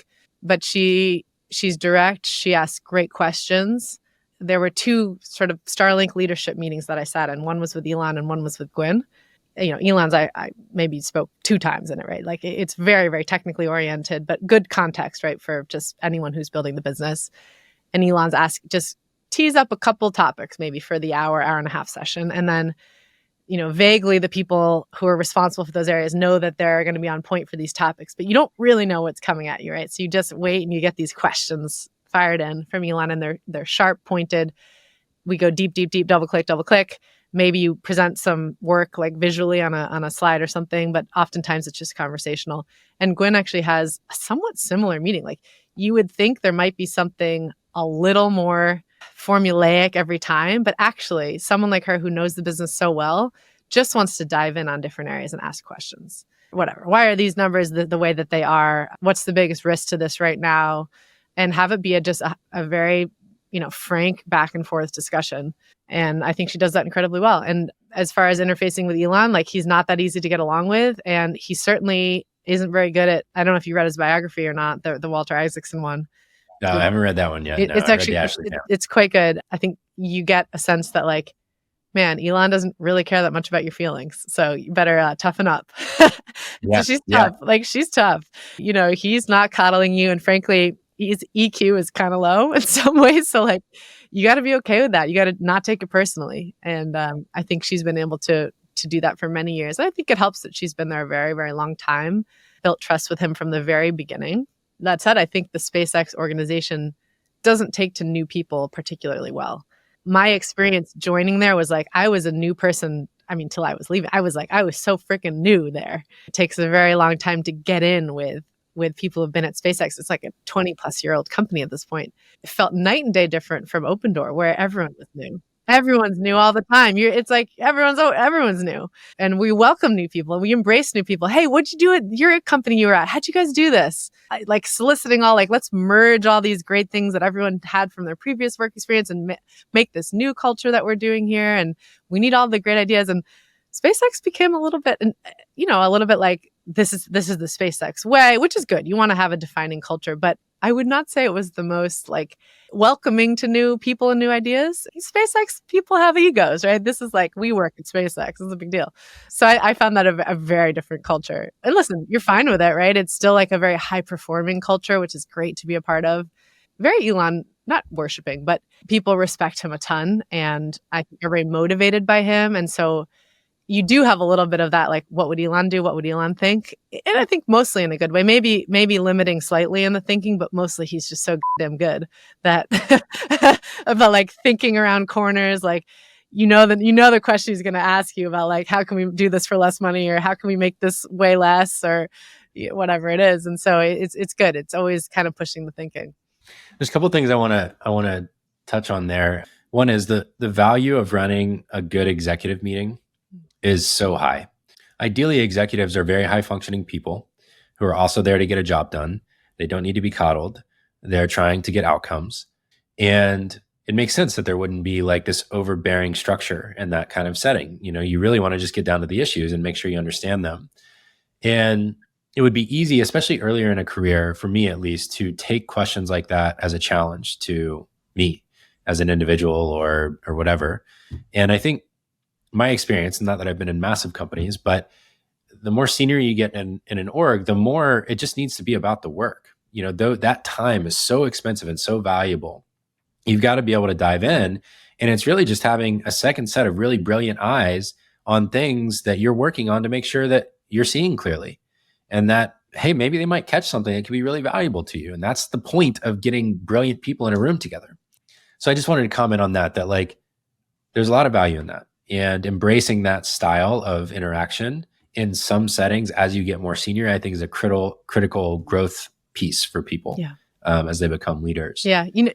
I'll say though that I think that's 100% true, but you can't help but take stuff personally too a bit, right? Yes. It's like you're pouring yourself into this job, the work you do. And I mean, I remember we had customer facing comms about how long people's wait time was for Starlink, and they were not accurate. The data science kind of team, the network team behind the scenes was like sort of figuring out like when the satellites could support these people that lived in these places. And I'm trying to be like, hey, I need to like give these people an update. Is it actually 6 months? Like, but they're like, well, we're working on, we don't really know, like blah, blah, blah. But who took the fall at the end of the day? Rightly so, right? I'm the customer facing comms person. And I just remember being just devastated when Gwynne was like, what the hell, Julia? Like, you saying 6 months, but that's not actually true. Like, we don't even know that. Like, what the hell is the answer? Like, are we going to actually be able to deliver on this? And I'm like, I don't know if we're going to be able to deliver on it. It's just like, well, I don't care if someone else like supposedly is behind the scenes. Like, you're the one making the comms. So it's true. You're like, F-. And I just remember being like, just, devastated that this was like happening. And just navigating these things is always hard. And you're going to have these times that are just feel painful. And actually reminds me of Ray Dalio's book, The Pain Plus Reflection Equals Progress. And it's like, oh man, I had that pain. Reflection was like, I needed to hold a meeting with these freaking data science people and be like, I need a fucking answer. And we're together going to go talk to Gwynne about it because I couldn't get shit out of them. Sorry, I don't know where profanity is coming from. No, it's great. It was just firing me up, this whole situation. And I was like, I'm never going to let that happen. I'm never going to let something just slide and slide and slide. Like, if I'm not able to get the answers, I need to do my job. Like, we're going to fire this stuff up level it if we need to, and like make a big deal and like spend a lot of time on it and get to where we need to be. Yeah. I love that. My second thing I was going to reflect on is that when the leader has low emotional intelligence, it is very challenging because some people maybe can function without positive reinforcement, praise, just having people be aware of their emotional well-being, but it's very rare. Yeah. It's exceedingly rare that someone doesn't need that. And I would venture to say maybe even the people that think they don't need it just have operated in the absence of it for so long that they've learned to cope. Yep. So while having a high functioning team that challenges each other and hold each other accountable and asks the hard questions is awesome, when there's not that emotional support aspect of work, number one, it's really hard because we're human beings. Even high functioning, high performing people who are ambitious and want to get it right need the reassurance. We need to know, like, okay, I screwed that up. Are we okay or are we not okay? Because like, I still have emotions, right? And the second thing is when you're in that kind of environment, I think it's almost always on a timeline. You can only survive for so long, and you got to have other support mechanisms. It like really emphasizes the importance of your life partner, or spouse, or your friend group, or whoever, because you got to have somewhere you can go and be like, whew, I got rocked today. Mm-hmm. I gave an answer. I now know that was not sufficient, but also like I got grilled. It sucked. You got to have support for that, and so both those things can exist. Yep. And I think even in senior experienced people, you need both. Yeah. You realize though, for me, some of the most impactful work experiences though were when I got pushed the hardest. Like, oh yeah. And you know that when someone pushes you hard, it's because they believe in you, really. Yeah. You're not, I even think about of all the people that I've had as direct reports of mine, like the ones that weren't doing as well or whatever else, like over time, I actually stopped pushing them. Same. And for the ones that I was like, oh, wow, you are on a strong growth trajectory. You have a ton of potential. I'm going to keep pushing you. It's this double-edged sword. It can feel painful in the moment, but some of my best bosses and my best work experience were when it was hard. I wasn't doing everything right all the time, but I was messing up a bit, but then like learning from it and doing better next time. And it's actually Eric Wu used to talk about the Hulk mentality with Opendoor. Mm-hmm. like, hey, you get beat up, you get whatever, and you get stronger from it. To be able to channel some of that. And again, you obviously don't want things like this happening in sort of like abusive way and like, okay, Yeah, too right. much. The way the interaction happens But matters. I would actually say, I think American culture has gotten a little bit soft. So I think a little more Hulk and like, you can work through it, you can do it, toughen up a little bit is probably a good thing. So I'm into the Hulk metaphor. I like it. I like it a lot. It's like, I think that it can be taken too far to the point where, well, it's starting to get referred to as therapy culture, which I take objection to, but basically that you can lose resilience to the point where you can no longer cope with challenging things. And that's almost the exact opposite of what having the emotional awareness and tools is supposed to be for. Yep. Which is that you're supposed to be able to recognize your emotional experience of life such that you can then take action to mitigate the negative impacts of that, whether internal or external. And that doesn't mean life's not going to be hard or work isn't going to be hard or suffering isn't going to happen. It means that in the face of those things, you will have the skill set to be able to move forward despite that, and like, that's the point of either the emotional awareness as a leader or as the individual, receiving feedback or whatever. So anyways, that's a whole soapbox topic that we don't have to get off on for me. But you had a shorter stint at Starlink than you did at Opendoor. And you mentioned that two things. One, you had started thinking about nuclear at SpaceX and you took a break in between to try being at home. Yeah. So just kind of walk me through the progression there. When did the nuclear thing start to take hold? You mentioned that you read a couple of books. So you read a Michael Schellenberger book called Apocalypse Never. And then you read one of Peter Zeihan's books. He's like this super interesting kind of like international theorist almost about the dynamics at play in the world and things like that. So was that while you were at SpaceX? And then kind of like, what was the flow from starting to dig in on nuclear to deciding to be home for a while? And then there was this big ramp up period from my seat that it seems like happened. Well, I was working at Starlink and having like a fine time with it. In the beginning, it was awesome and like hard charging, fun. But then we got to this point where the US and Canada are sold out, not enough satellites.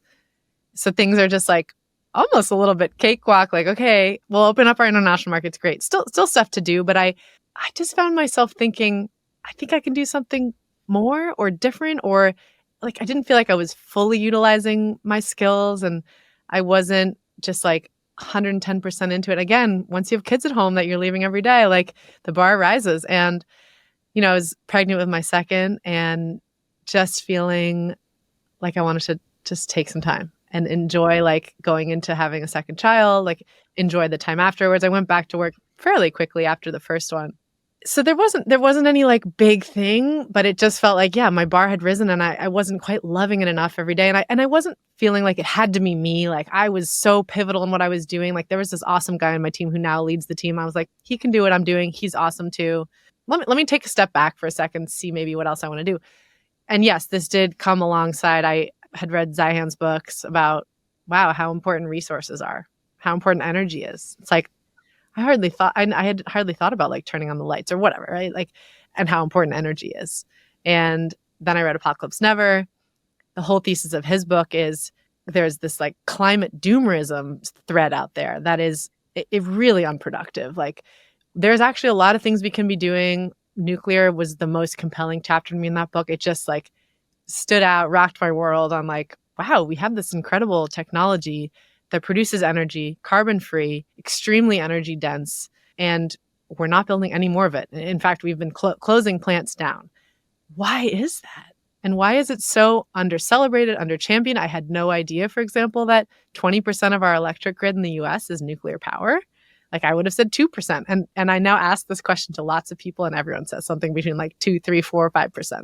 No one has any idea. It's really under-celebrated. So And you don't really hear it that much in the climate narrative. You're starting to hear it a little bit more now. It's starting to become a little more accepted. But in terms of kind of like boomer era, hippie environmentalist movement, like nuclear is like, the anti. So it just felt like a really interesting problem. And I just felt pulled towards learning more about it. And so I, went through having a second child. I got to have this like very special time with our second, just trying to spend time like just enjoying the very fleeting early weeks and months of him. And And then I kind of got back to more cerebral pursuits again. Because, going through the childbirth thing, you realize actually how biological this is, how hormonal I was. It's like the postpartum period is just, it's really different. I mean, I didn't feel like I had the same level of cognitive function for those first few months after.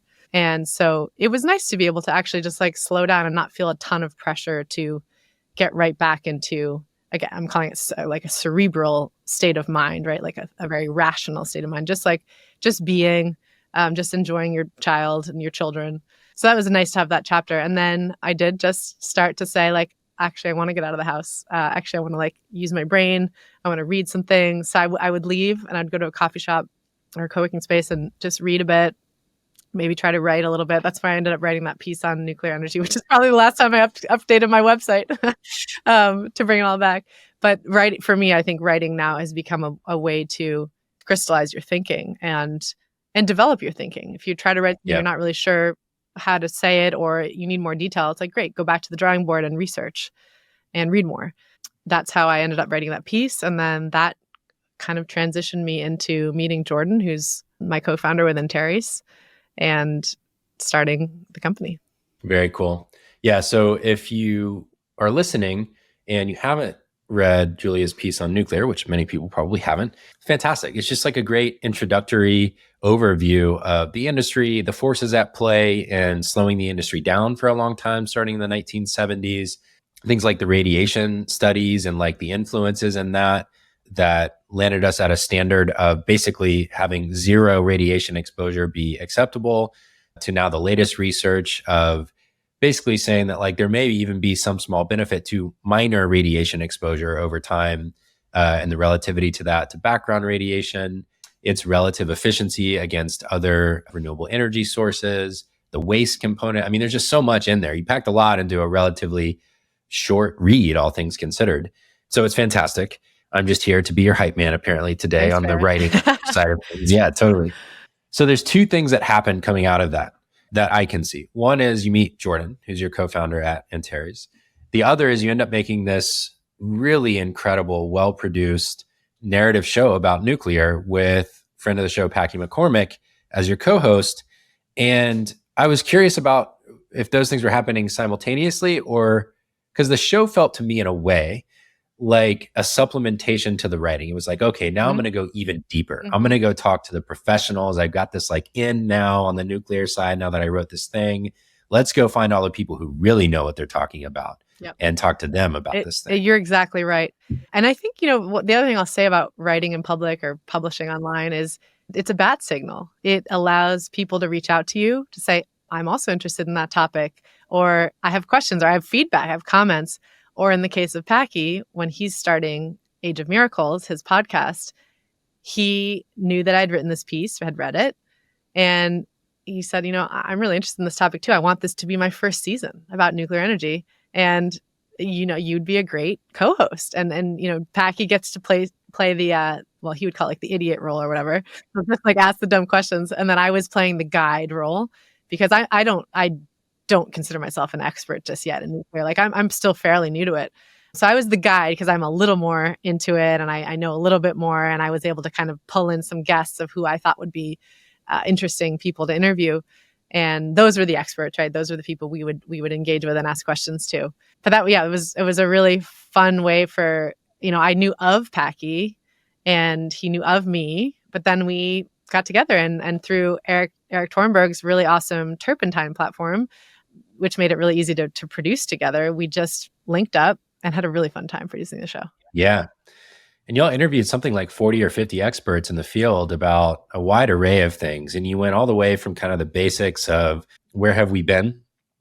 What happened to nuclear? Because it was on the more typical technology pathway of adoption at first. And then it hit this massive slowdown that has persisted to today and continues to play out, and how companies like yours need to get permission to build what you're trying to build from the federal government, the regulations at play, and just so much there, in addition to educating on the difference in technologies, fission, fusion. So there's a lot there. Yeah. It mirrors an approach that I took when I left ConvertKit. I kind of had a sense that maybe I wanted to work on climate and at the intersection of climate and technology. I had no reputation in that space. So it's like, all right, what are we going to do here to correct for that? Because right now, I'm not a believable hire in that world coming from the creator economy. The first thing I thought was, all right, I'm going to write. And actually, Packy and a couple other writers were pretty good examples for me. I thought I'm going to write long form profiles on companies that are interesting to me and then do like vertical breakdowns and stuff like that. And before I could even get far down that path, a mentor of mine named Seth Godin reached out and said, hey, I'm making a book about climate change. I want to make it like a hopeful look at the future based in fact and solutions for basically a primer for anyone who feels like I should really know more about this, but I feel kind of dumb right now. And so I was the managing editor on that project where we brought together all of this knowledge to say, if you haven't learned anything, start here and this will give you the basics. So I started to build this portfolio, right? And it's like you become more believable merely by being in a seat where you can be useful. So that's what I look at with you is like you found this little thread that you started pulling on. You wrote this essay that opened up more stuff. You make this podcast. Now you've got a network of 40 or 50 people. And all of a sudden, you're kind of positioned with enough knowledge to be dangerous and like actually maybe make some waves here. Yep, absolutely. And I think that compounds with the business experience, right? You know, have worked on building 2 companies or, you know, if you call Starlink a company, but projects, whatever, from really 0 to 1 and 0 to even scale. And in that credibility compounded with a little bit of credibility on getting up to speed on nuclear, I think have been powerful combinations for, you know, Antares to raise our seed round as we did last year and start to build the team out. I think the, you know, team is always looking for leadership that they believe in. And yeah, I think those two forces together are powerful. But man, there are people who know so much more than I do about how to build in nuclear, even about nuclear reactor history. There's so many things that actually have been tried.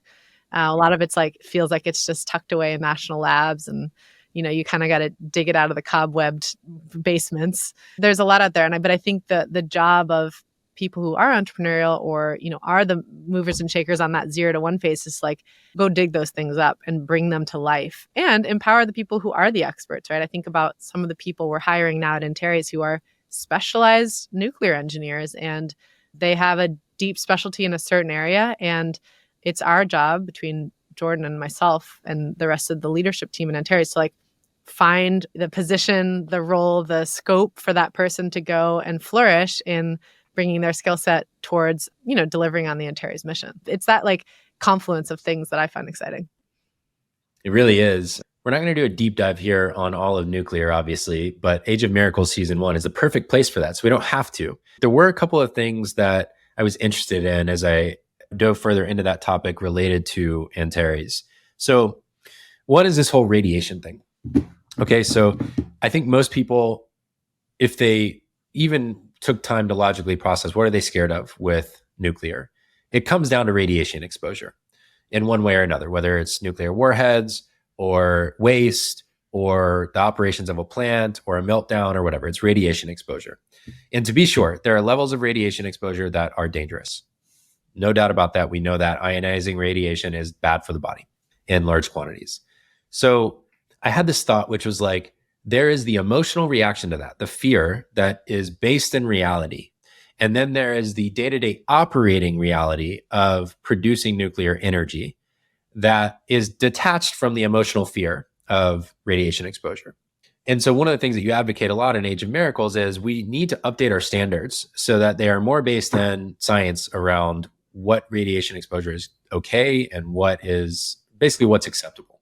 So the question that came to mind for me is, if you knew there was a nuclear plant next door and you had low-level radiation exposure that technically you know is safe, how would you personally feel about that? Because I get caught up in my own head on this, right? It's like, theoretically, I know it's fine, and still I succumb to like some of the like fear-based thing. Well, here's what I'll start with: is a lot of people have lived right next to reactors and had no idea. So in Cambridge, there's a reactor. Like I think it's like 37 universities have reactors at them.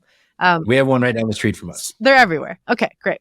I think what people misunderstand or the reason for the irrational level of fear is you can't see it. And people are afraid of things that they can't see.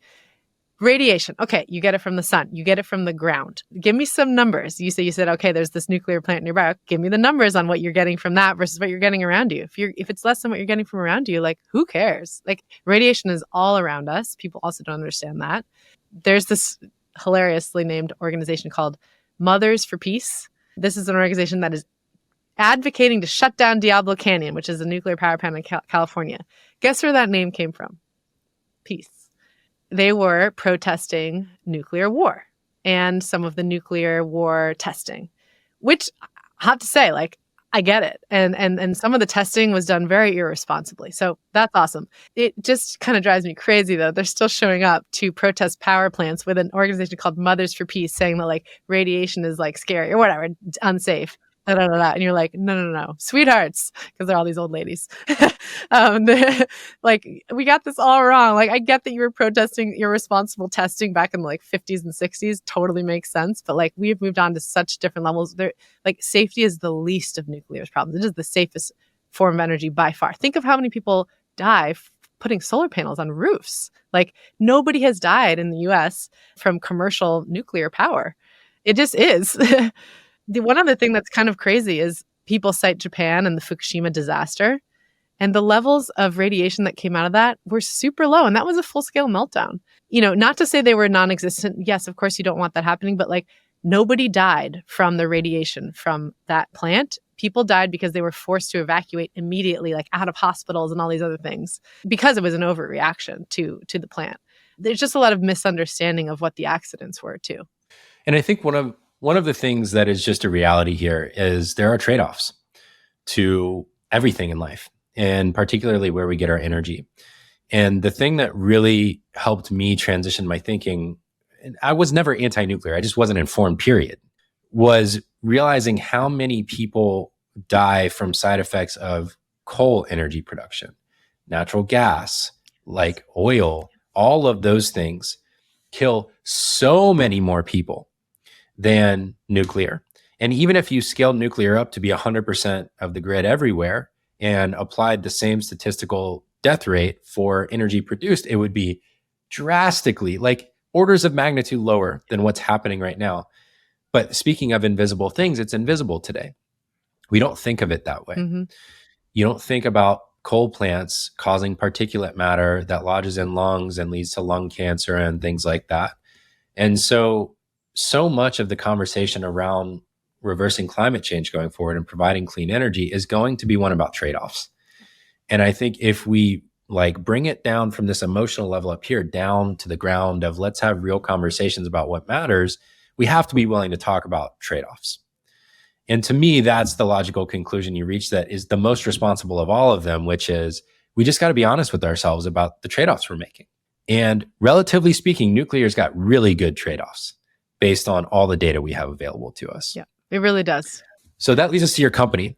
And the last question I want to ask about this before we wrap up with the classic ending questions is, I was at a climate tech company for a period of time, and in a lot of hardware applications, there's this pathway to survival, basically, that runs through the military.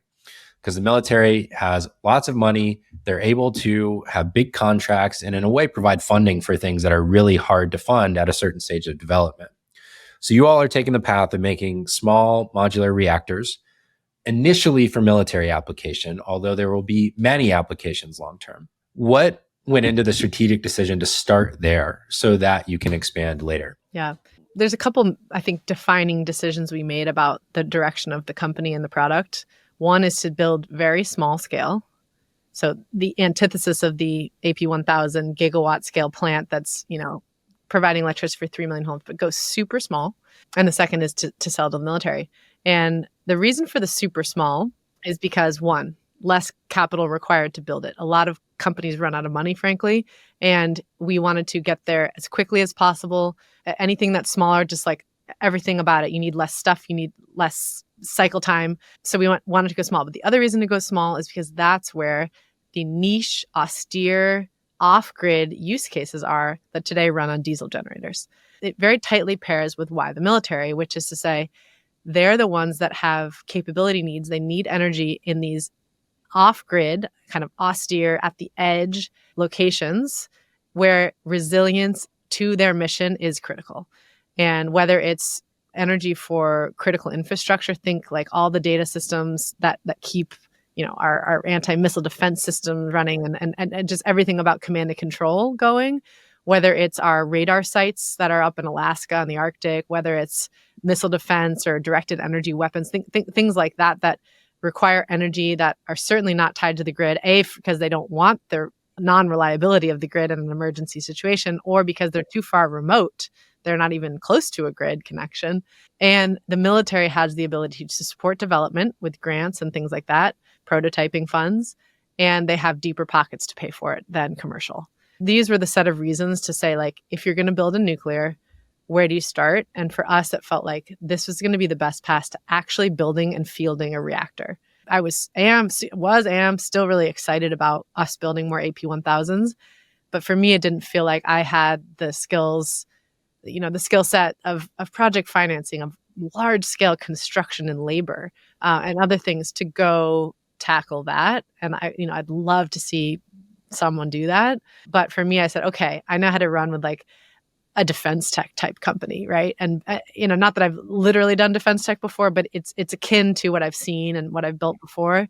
And that felt like the niche to go after, with the most likely outcome of success in actually building and fielding a reactor. And because we had gotten demand signal from the military, like they want this. They don't want to be relying on diesel generators if you look at the history of World War II in the Pacific, like fuel vulnerability was like that was the make or break in that fight. Like fuel has always been the make or break, like logistics chains, right? Those are critical. It's no joke how far away the Pacific Islands are and Taiwan is from the US. Like fuel out there is going to be critically important. So having these reactors, whether they're at the front lines or the island chains in the Pacific or the Arctic or other critical infrastructure locations, like the military wants this. They want resilience. They don't just want to be dependent on one source of fuel, which is often diesel fuel for this. And so it just felt like, again, if there's a demand, you can supply it, you're adding value, you can build a business around that.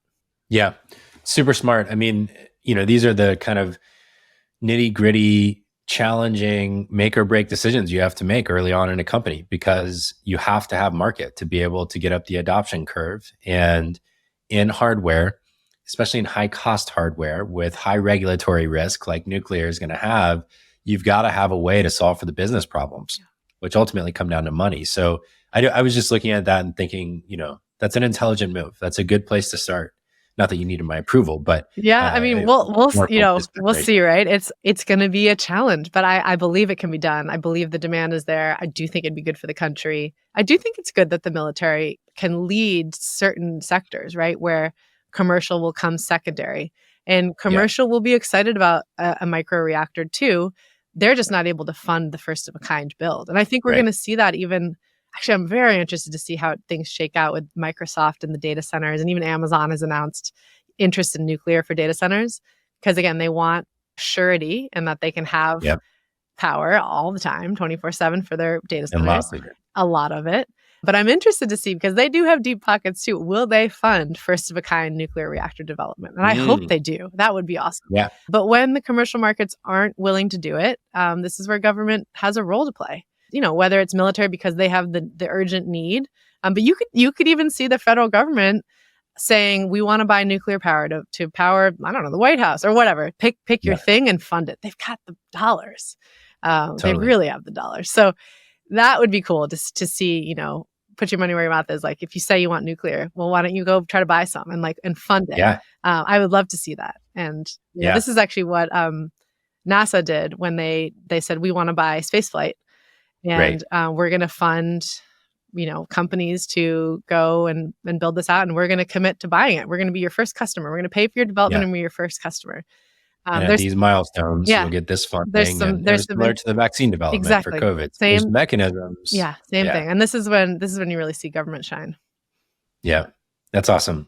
Okay, well, we're going to wrap up faster than we normally would because I have to pick up my child from school. So keeping it real for all the listeners out there. But I'll ask you the last of my 3 typical closing questions, which is, I look at your career and just the human being that you are with such admiration, and all of our mutual friends speak so highly of you, and every interaction we've had has been awesome over the years. So first of all, as an affirmation, thank you for leading and just building in the way that you build. I think it's a very admirable and and kind of role model way of building companies. My question for you is, from this point in your career, who are you becoming through your work, through being a mother?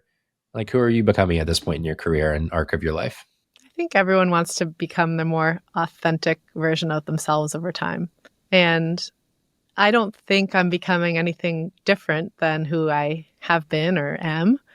I think you're always just refining that and getting really specific with the types of problems you do so that you can shine and enjoy doing them and, crystallize what matters to you, right? How you spend your time, where you decide to shed some things, things you don't do anymore or you'll come back to later. So I think it really is a continuation. And I'm not one of those people who has these maybe 10 to 20 year, my goal is to do this by 20 years from now. I'm a little bit more, maybe this goes back to my fast and loose comment, but I'm a little bit more comfortable with letting things play out and, trusting your intuition to guide you towards where you're meant to go, right? And it does mean taking time to check in and reflect and look ahead a bit. But I think it'll be a continuation of trying to work on or champion important things, things I believe should get worked on. It certainly will include time spent building a family. And again, we talked about the butterfly effect impact, trying to just be a good person in the world too. And I think as people get older, they do reflect on relationships and, the small things in life, right? And not spending all your hours working or whatever, really thinking a little bit more holistically about the quality of the life, how you spend your days. And I think I will, I would like to evolve into, I guess one day, the grandmother who is enjoying the company of lots of family, who's still engaged in, I think, intellectual pursuits of some kind, probably still trying to do a million things at once, hopefully hosting fabulous meals with people, hopefully still very active outdoors. So I think that's maybe the long-term vision, but I do think it all comes down to finding the essence of yourself and honing in on that and just letting that lead you. I love that so much, that refinement process, like the making of a sculpture, chipping away what's not true and what's not authentic and leaving the core that's left. It's a beautiful thought to end on. Julia, thank you so much for joining me. Thank you, Barrett. It was great.